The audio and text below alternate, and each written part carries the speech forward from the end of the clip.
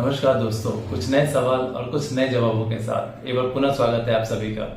दोस्तों, आज जिस टॉपिक पे हम बात करने वाले हैं वो है टेम्परेरी सर्टिफिकेट और सरकारी नौकरी। बहुत सारे लोगों का ये सवाल रहता है कि टेम्परेरी सर्टिफिकेट पे नौकरी की जा सकती है क्या, या नौकरी हम कर रहे हैं, नौकरी हमको मिल गया है और हमारा सर्टिफिकेट टेम्परेरी है और अगर बीच में एक्सपायर हो जाता है तो क्या होगा, क्या हमारी नौकरी पे संकट है या फिर हमको मिलने वाली जो सुविधाएं हैं उसका क्या होगा। एक सवाल और रहता है, वो ये है कि अगर हमारा सर्टिफिकेट परमानेंट है लेकिन परसेंटेज 40 से नीचे है तो क्या हमको कुछ सुविधा का लाभ मिलेगा या फिर हम किसी सरकारी नौकरी के लिए आवेदन कर सकते हैं। इसके अलावा कुछ लोगों का ये भी सवाल रह रहा है कि उनके डिसएबिलिटी सर्टिफिकेट में उनका नाम और या फिर उनके नाम की स्पेलिंग थोड़ी सी अलग है उनके अदर डॉक्यूमेंट से, तो क्या डॉक्यूमेंट वेरिफिकेशन के टाइम पे उनको प्रॉब्लम हो सकती है। इन सारे सवालों का आज हम जवाब खोजेंगे। चैनल पे बने रहिएगा। मेरा नाम है नवनीत जायसवाल और अगर आप हमारे चैनल पे नए हैं तो चैनल को सब्सक्राइब कर लीजिएगा, वीडियो को लाइक कर दीजिएगा और शेयर जरूर कर दीजिएगा।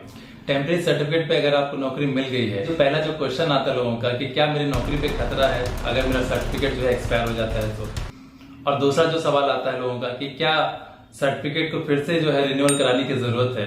तो पहले मैं क्लियर कर दूं कि दोस्तों, अगर आपका सर्टिफिकेट टेम्परेरी है, अगर वो एक्सपायर हो गया है तो चाहे आपको नौकरी मिली हो या न मिली हो उसको रिन्यूअल जरूर कराइए।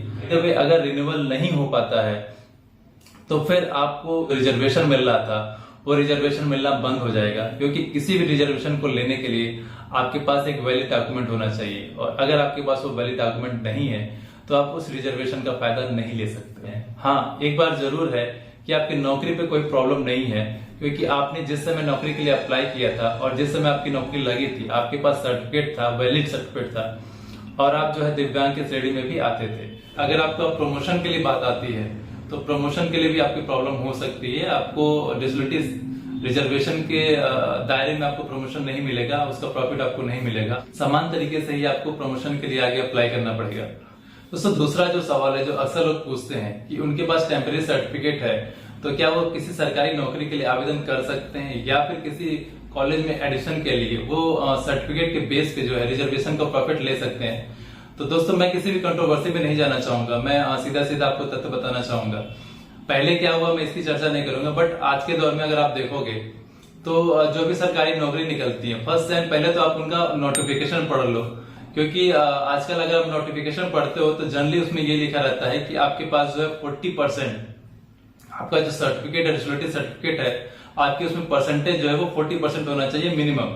दूसरी चीज उसमें ये भी लिखी रहती है कि आपके पास जो है अस्थायी प्रमाण पत्र यानी कि परमानेंट प्रमाण पत्र होना चाहिए। आपके पास कोई भी टेम्परेरी सर्टिफिकेट नहीं होना चाहिए, नहीं तो आप आवेदन नहीं कर सकते हो, या फिर आप अगर आप आवेदन करते हो तो वो निरस्त हो जाएगा। तो किसी भी नौकरी के लिए अगर आप अप्लाई कर रहे हो तो नोटिफिकेशन पढ़ना बहुत ही जरूरी होता है, क्योंकि नोटिफिकेशन के बेस पे पूरा निर्णय लिया जाता है। सरकारी जॉब के लिए वैकेंसी निकली थी जिसका नोटिफिकेशन मैं आपको दिखा दे रहा हूँ। इसमें साफ साफ लिखा है कि आपका जो सर्टिफिकेट है वो 40% होना चाहिए कम से कम। दूसरा, आपका सर्टिफिकेट जो है वो परमानेंट होना चाहिए, टेम्परेरी नहीं होना चाहिए, नहीं तो आपका आवेदन जो है निरस्त कर दिया जाएगा।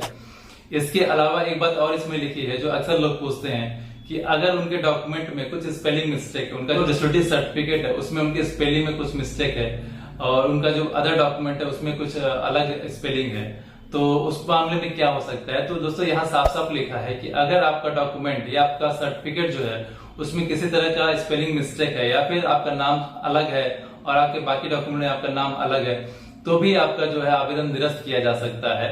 हाँ, कुछ मामलों में आपको जो है टाइम दिया जा सकता है उसको सही कराने के लिए, लेकिन वो टाइम इतना कम रहेगा कि दोस्त आप उसको सही नहीं करा पाओगे, क्योंकि नाम करेक्शन कराने के लिए या फिर कोई भी करेक्शन कराने के लिए काफी टाइम लगता है।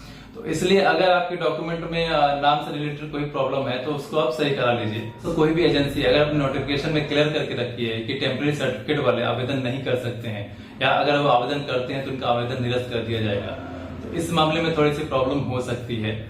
इसलिए जब भी आप अप्लाई करें, चाहे वो एडमिशन का हो या फिर कहीं नौकरी के लिए हो, तो एक बार नोटिफिकेशन जरूर पढ़ लें। नोटिफिकेशन में ये सारी चीजें डिटेल में दी रहती हैं, आपके क्या डॉक्यूमेंट लगने हैं, कितने परसेंटेज होने चाहिए, वैलिडिटी क्या होनी चाहिए, ये सारी चीजें उसमें दी रहती हैं। आरपीडी एक्ट 2016 में ये कहीं भी नहीं लिखा है कि किसी भी नौकरी में आवेदन करने के लिए आपके पास परमानेंट सर्टिफिकेट होना चाहिए। आरपीडी एक्ट 2016 सिर्फ जो है बेंचमार्क डिसएबिलिटी की बात करता है और एक वैलिड सर्टिफिकेट की बात करता है। तो दोस्तों, मैंने वो सारी चीजें आपको बताई जो मुझे जानकारी थी। बेसिकली मैंने फोकस किया नोटिफिकेशन पे, जो भी एजेंसीज होती है उनकी क्या नोटिफिकेशन होती है। मैंने उस नोटिफिकेशन के बेस पे ही बात किया। और बहुत सारे केसेस ऐसे हुए हैं कि लोग टेम्परेरी सर्टिफिकेट पे नौकरी कर रहे हैं, बीच में उनका सर्टिफिकेट जो एक्सपायर हो गया है तो वो कोर्ट पे गए हैं और मामला उनके पक्ष में आया है। क्लास में आपसे यही कहना चाहूंगा कि अगर आपका टेम्परेरी सर्टिफिकेट है तो कोशिश करिए कि वो परमानेंट हो जाए, और जब भी वो एक्सपायर होने वाला है, एक्सपायर होने के पहले आप उसको रिन्यूअल जरूर करा लें। और इसके अलावा जब भी आप कहीं आवेदन करते हैं या फिर कहीं एडमिशन लेने जाते हैं तो एक बार नोटिफिकेशन जरूर पढ़ लें।